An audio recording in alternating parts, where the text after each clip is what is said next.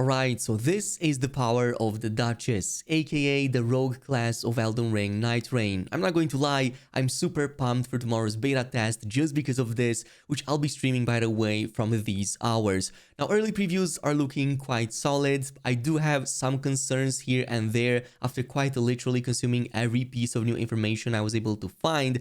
But so far, it's looking like a bold new take on the series, so I am curious where FromSoft actually takes this. And quick announcement by the way, if you're undecided if you should pre-order the game, I'm opening up a giveaway for Elden Ring NIGHTREIGN on all platforms. You just have to be a sub to the channel, leave a like on the video and activate the bell button to get these notifications earlier.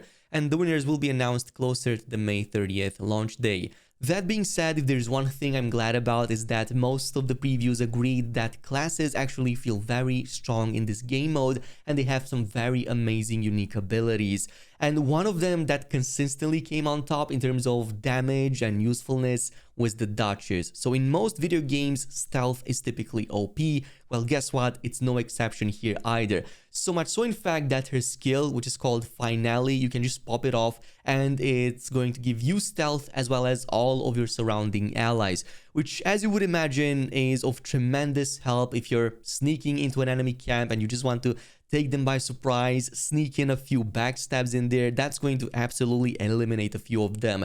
But what's even more impressive is that this can completely take out all of the enemy aggro, even in the biggest boss fight in day 3. Say your party is about to get wiped out or one of your teammates fell in combat, you can just pop up that Finale and use that time to revive them or maybe set them up for a different ability. Also, restage looks pretty useful. I mean, you make the enemy relive the past few seconds, including all the damage abilities dealt onto it. So you can imagine how easily you can stun lock a target given how the Wilder and even the Guardian have some very strong poise break abilities. But besides that, I'm going to say that a very interesting class is the Reclus, and I'm afraid that this might end up being the least played of the classes because technically it's going to be a bit more complex to play and master compared to some of the others. Only time will tell, but for now it seems to function similarly with Invoker from Dora if you ever played that. So you have this mechanic where by combining different elements you can create and cast different spells, except that in this case it's way less complicated than Invoker in Dora. So you have only 4 magical effects that you can extract or apply to enemies. This includes Magic, Fire, Electric, and also Holy. And depending how you combine them in sets of 3, you can cast different abilities. So it could be something like this awesome looking Atom Bomb that might also be very great at AoE, but maybe also an AoE healing spell that can help your party. However, the problem with this class may be its FP consumption, which you have to constantly look out for because you're not going to have many ways to replenish FP. So you've got to manage that by also attacking the enemy, and you also have an ultimate that helps with that, which is the Soul Blood Song. This is going to let you brand the enemy with a sigil that when you attack them will siphon FP as well as HP from them. But there's other ways to regenerate FP in combat. Now obviously the game launches with 8 classes in total. We've seen 4 of them so far. The Guardian is the other one that really impresses me just because of how unique and cool it looks. It has these wings on the back. You have this soar up into the air and dive bomb ability that's also going to deal tons of AoE damage and even provide some shields to your party. I absolutely love when they have this really interesting take on classes that we have in the base game. Whirlwind is also an ability that this Guardian has, which is basically a low cooldown skill that just lifts everybody in the air. It may be very useful in group situations, but Wings of Salvation, again, dive bomb with the protective area looks really powerful. Now, one thing I'm glad we finally saw from the previews is the actual loot system, because when they announced it, it seemed rather complicated, but now that I'm looking at it, it's actually much more simplistic than I thought, to the point that I'm a bit concerned about it. So in this case, we have 6 weapon slots. In these slots, you can put pretty much any weapon type, from swords to shields, even sigils. But the gist of it is that in every matchup, you're always going to want to fill all of these up, not because you're planning to use all the weapons, which you're still free to do by the way, but mainly because their passives will apply to your whole character, even if you don't physically switch to them. So as long as you have them in your inventory, they will apply those passives to you. Say for example, you find a very strong bleed dagger that you only plan to use and you don't plan to use anything else, but you find another weapon that may have status build up on it. That was one of IGN's examples. You may still want that other weapon just because of that passive, which is going to buff your character and your new bleed setup, but there are countless other examples.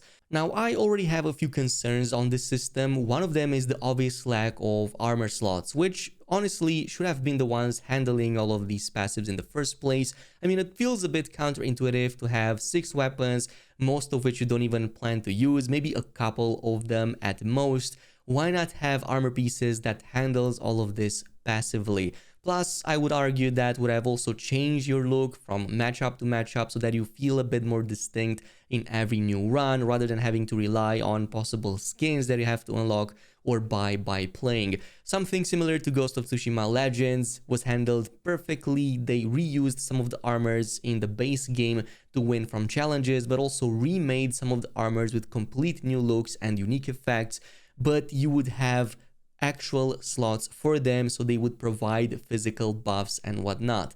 So that is just one of my concerns. Another one is that the loot system is completely shared for everybody in the party. So at least at a theoretical level, at some point you're bound to fight, quote unquote, for that loot that drops, since obviously everybody can see it, which means you may end up a bit weaker than you were supposed to.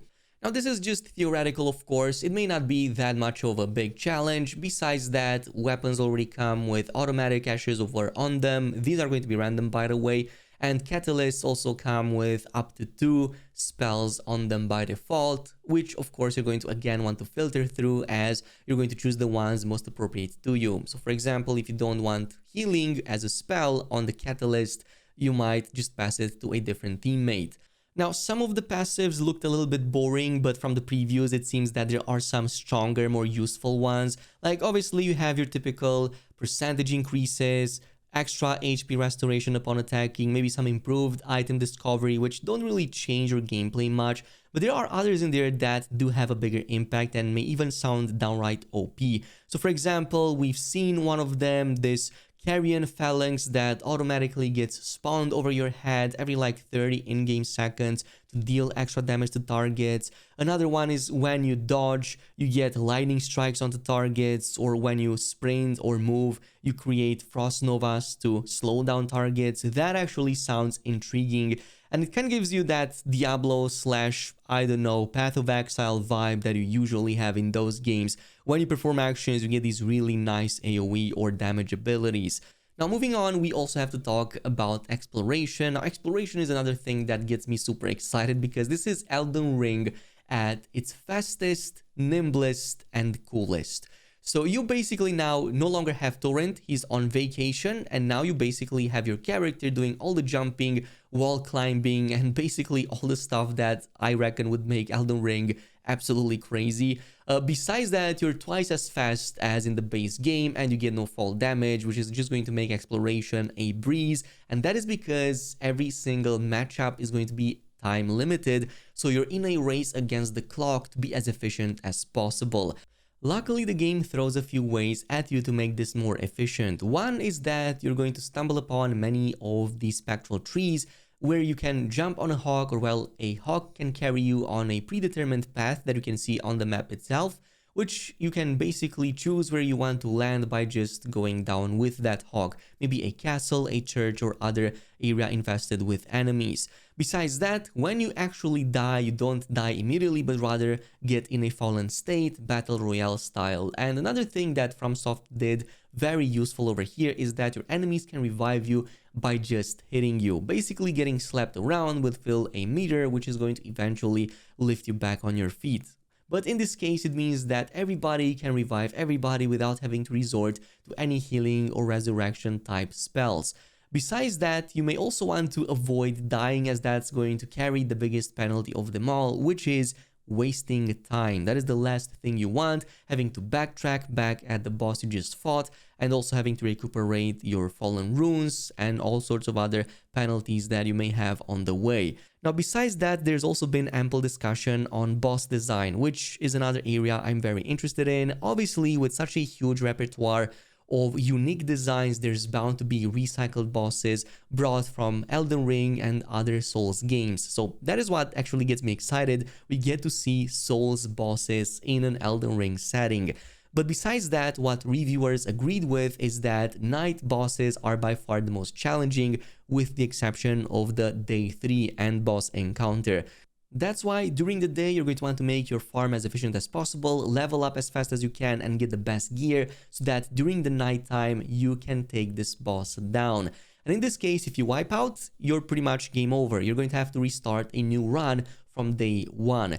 But besides that, you're going to get some very powerful dormant powers if you do manage to wipe it out. In this case, the selection, at least for day 1, seems rather uninteresting for now, but likely there will be some better options later on. So in this case, the only one that attracts me for now is this random poison and rot triggers continuous HP recovery, which seems very useful for a setup that uses status effects. Besides that, increased sorcery and incantation duration plus 30% looks again rather boring, and even more so, gradual restoration with flasks is probably the worst of them all. Hopefully in the full game we're gonna get something much better, but these are going to be permanent for the remainder of that run. However, if we do manage to conquer the whole run, and depending how well we do, we will get even better rewards at the end, which are going to be permanent, all account-wide, applying effects that will fast track new builds even faster in subsequent runs. Say for example, you unlock some very strong abilities, more than just passive increases, something that may boost up certain types of builds. Those are going to apply permanently via sigils that we can now use permanently for future runs. Again, these are roguelite elements, so if you ever played this genre, yeah, they should feel rather familiar. Anyway, for now, I'm genuinely quite excited for this unique take on Elden Ring. I am going to again live stream the whole of that test period tomorrow when it launches. This is it for now. Thank you so much for watching, and until next time.